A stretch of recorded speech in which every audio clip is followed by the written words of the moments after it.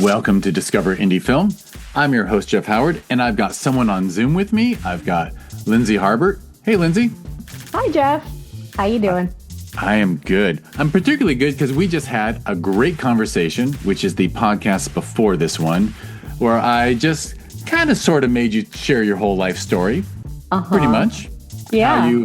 How you went from a kid in Indianapolis to an improviser in Los Angeles to someone working in writers' rooms to someone who, spoiler lives alert, in New Jersey and writes screenplays. who lives in New Jersey and has legit screenplays optioned and set up, which is, I think, quite rad.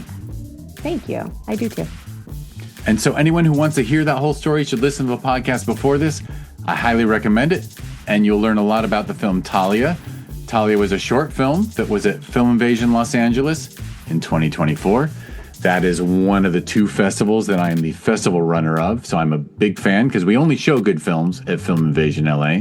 And it took home the Programmer's Prize for Exceptional Filmmaking. Mm-hmm. So when it is released, in the show notes, there will be a link to watch it. But people can also, there will also be a clickable link for the Instagram about the Talia short film. So anyway, this podcast is not about any of that. You're going to answer the Discover Indie Film 4 questions, which are: name 3 favorite films, name an underrated film, name an overrated film, and name a lesser known film for people to seek out. And it's just a fun way to find out what inspires you and talk movies and maybe get some good recs. Okay. The pressure's on. Just kidding. Although I do feel a little bit of pressure because what if everybody thinks all my choices suck? I would say my top 3 films: Princess Bride. This might be a little bit controversial, but Election. Reese Witherspoon and Matthew Broderick, and Dead Poets Society was the first film to make me feel. So that's always going to be on my list. I love it. And that, by the way, that's the perfect interpretation. Like, I think when I started this podcast in 2017, when, believe it or not everyone had a podcast. But you were ahead of the curve. Right, 2017. Like, you're going to be number 400 something on here. But amazing. By the way, Princess Bride, of course, amazing film. Yeah. In fact, that is my wife's number 1. Good taste. And I love that Election's on there because that was, I think, most of our introductions to Alexander Payne, who's an amazing actor. And I think that might be, that film is so funny and so smart, but it's also such great filmmaking, those freeze frames. Yes. And it's also, Reese Witherspoon was so good in that. And it was before she was Reese Witherspoon. It was after, I think, Fear with Mark Wahlberg, maybe after Cruel Intentions. But she's such an incredible female character, which at the time there weren't that kind of like dynamic, insane women on screen that were also hilariously funny. So I think that's why it struck me so much. And it's the story of a young woman taking on an authority figure. It's true. Yes. Which it was subtly feminist, I think. Mm-hmm. Yeah. But not so much that it offended the insecure men in the audience, because it was just funny as fuck. So funny. And I also think that because depending on your lens and watching her character, you could easily hate her. So the dudes in the audience, the dude bros could just hate her and be okay with it. They could hate her, but you're still going to root for her to beat that teacher, right? That's true. And he deserved that bee sting on his eye and everything. Oh, man, such an iconic look. I still wonder why more people don't steal that freeze frame thing that Alexander Payne did. That's so true. Because when he froze her, because actually, if you've ever tried to take a video, like the reason why I do a screen grab of you smiling on Zoom at the beginning of this podcast is that if I try to take the Zoom video, there's never a moment when someone looks okay while speaking. That's so true. You can't freeze it. There's never a good moment. Nope. And so the fact that they were able to freeze on Tracy Flick's face, Tracy, right? Yes, Tracy Flick. We'll never, 30 years from now, I won't remember my wife's name, but I'll be able to name Tracy Flick. Same. And I have the worst memory, but Tracy Flick is always, always in the recesses back there. But I am surprised there's not more people don't steal that from that film, because it's such a great thing. Yeah, it's a great device. And Dead Poets, hey, when I saw it when it came out, kicked ass. Just a wonderful film. Wonderful. And I was obsessed with Robin Williams as a child, which explains a lot, I think. And yeah, great movie. He's great in that. I'll resist the cocaine jokes. All right, so it's just funny. Okay, so and it's great. People have told me it doesn't hold up. I'm like, that's okay. Yeah, I honestly haven't watched it for years. And we don't have time to rewatch everything. No. But maybe I will now, just to see if it does indeed not hold up. But I don't want to ruin it for myself. Anyway. It is funny for me to remember, because I remember liking some of the actors in it more than others. And then didn't Ethan Hawke and the other dude became really huge. Yes. And I'm forgetting the other dude's name. But like the other dudes I thought should have broken out from that film and didn't. But that's the way it always.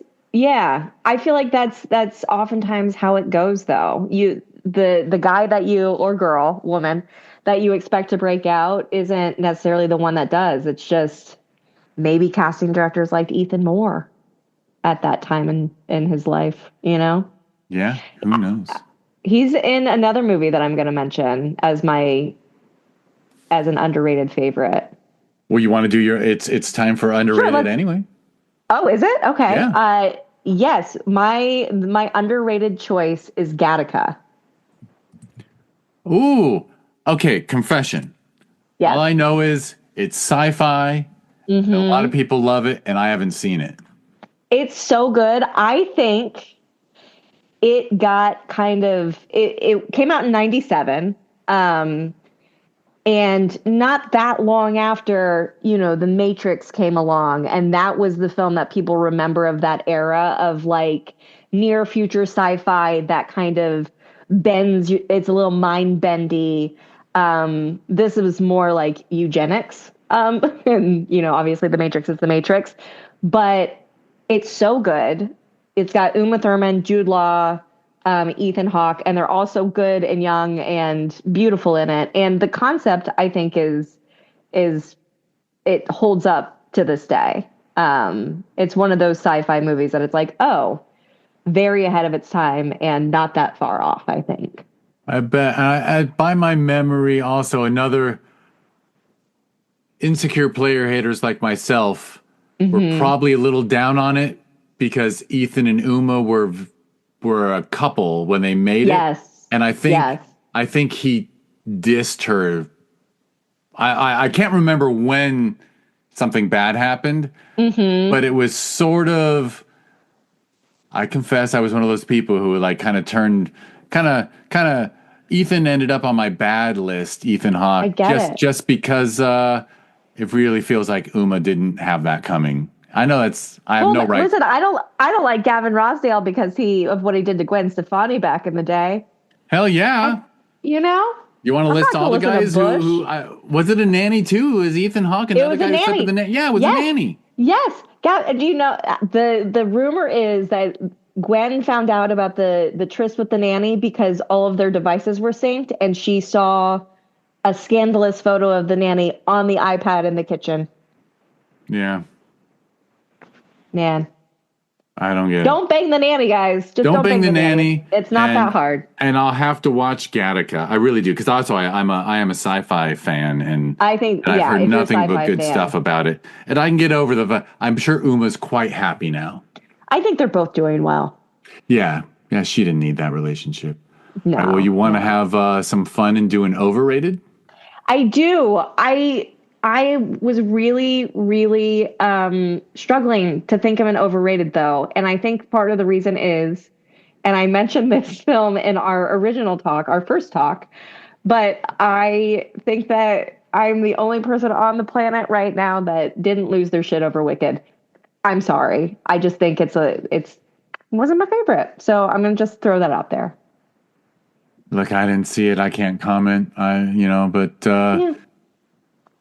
yeah, It if it didn't gets make me Oscar feel. love, Yeah. And I think I'll be a little bent out of shape over that, I think. agreed.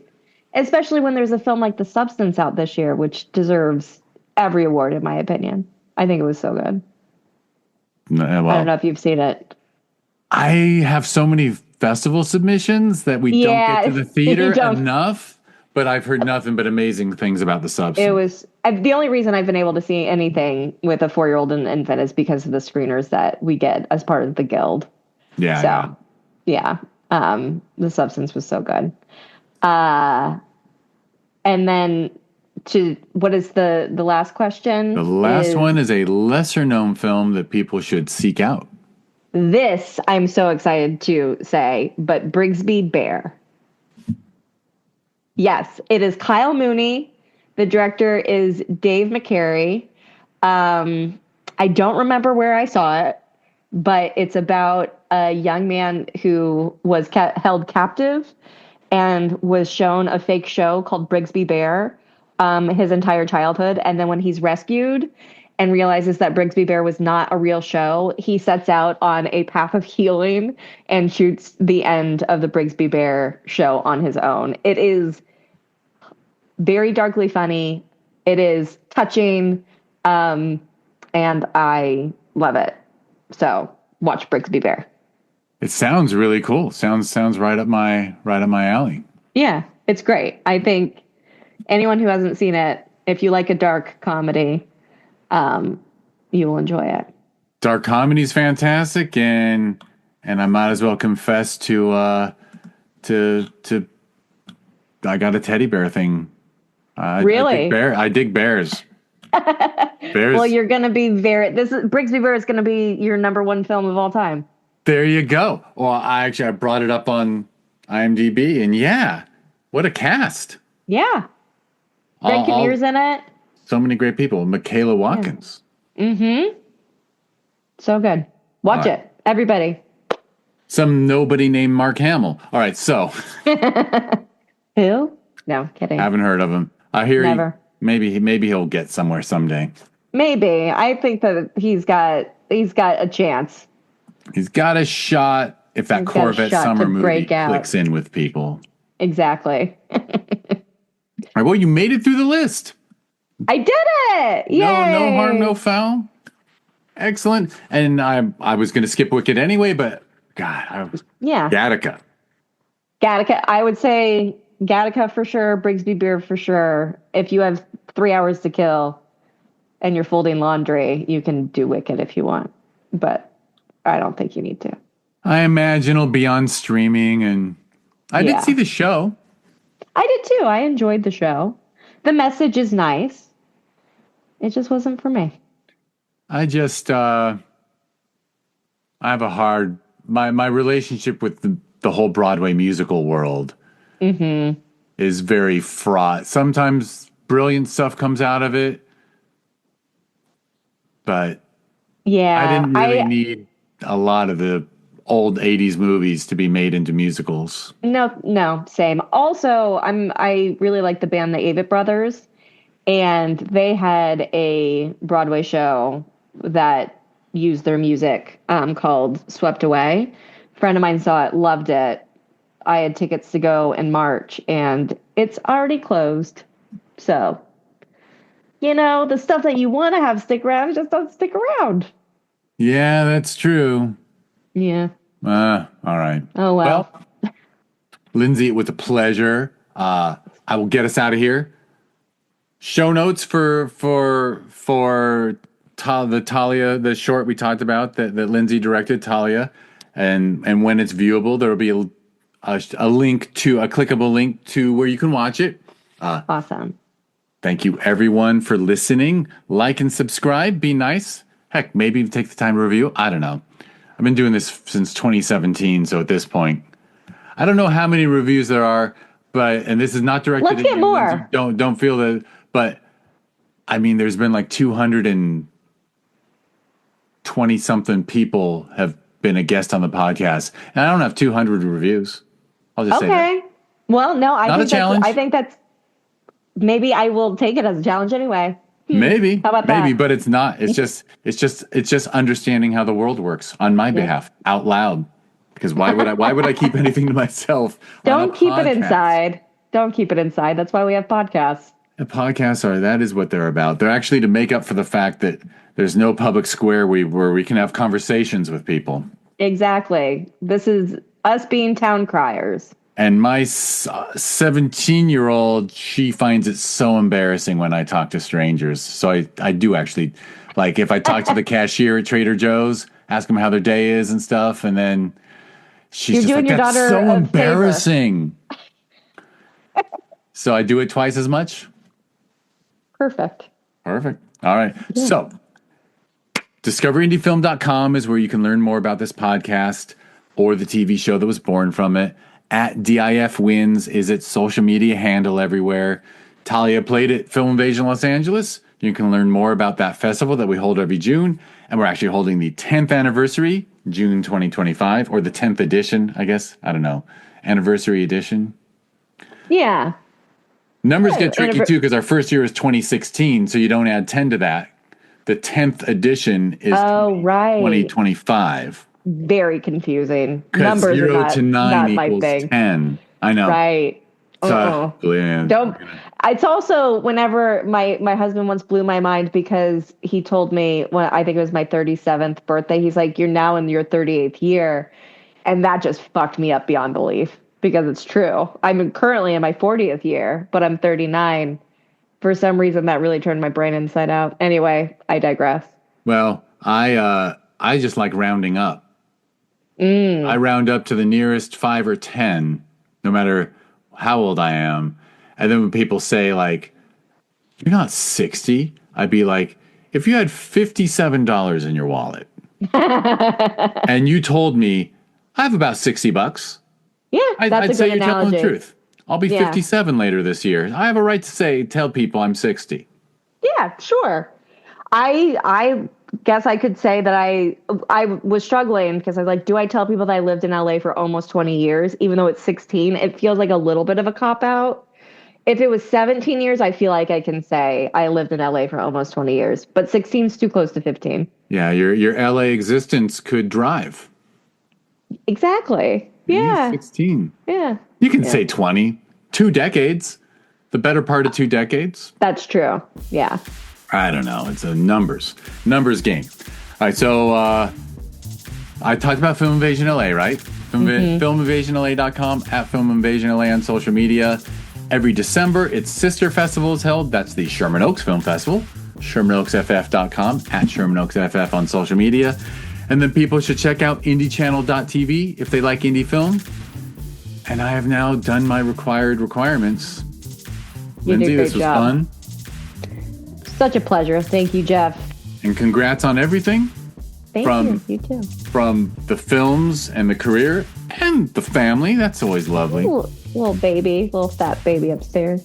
There's a I gotta go pick up his brother. A healthy baby upstairs, and and you don't have to worry about college yet. That's great. Thank God. Heck, there won't even be college in 13 years from now. No. I hope there's no college and there's no social media by the time they're that age. Do they, when your oldest finishes high school, it'll be, well, does he get in line for the Army or National Service, or there'll just be a couple of basic choices, Yeah. Maybe Logan's Run, or I don't know, whatever sci-fi film we'll be living in. Yeah. Or The Giver, the book. Hopefully not. Who knows? We'll figure it out. And I'll be, and when your kid's finishing high school, I'll be telling everyone I'm 70. Oh my God, that's old. All right. Thank you again. Thanks, Jeff. And thank you everyone for listening.